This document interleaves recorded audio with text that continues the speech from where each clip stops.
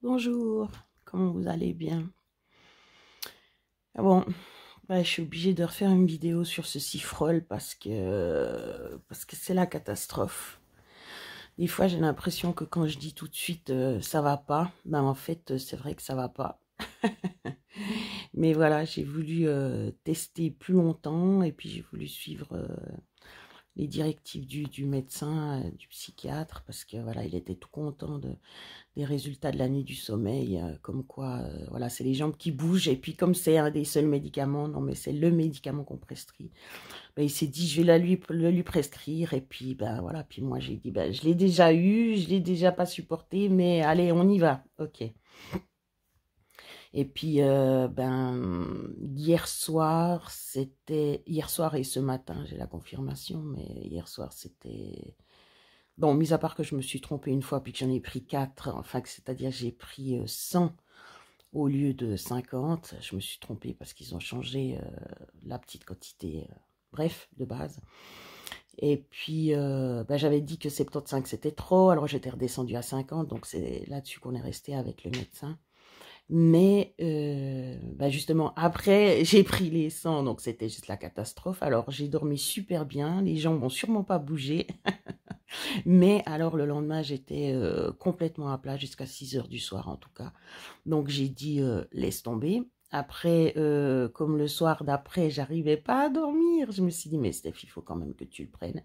J'avais pris Benoctène pour dormir, mais ça ne marchait pas apparemment. Enfin, je crois que j'avais pris Benoctène.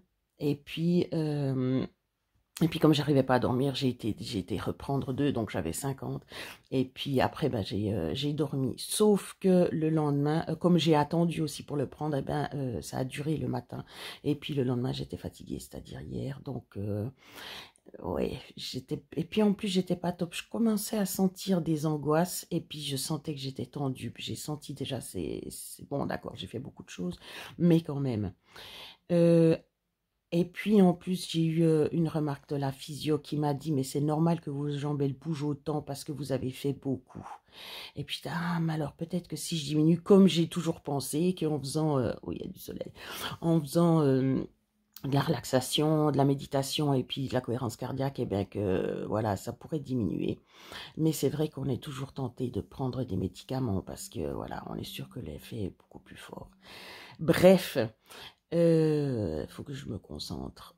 Donc, oui, en plus, hier, au milieu de la journée, j'ai eu un spasme, non, avant-hier, un ou deux spasmes. Donc, je me suis dit, mais c'est bizarre parce que normalement, j'ai pas ça.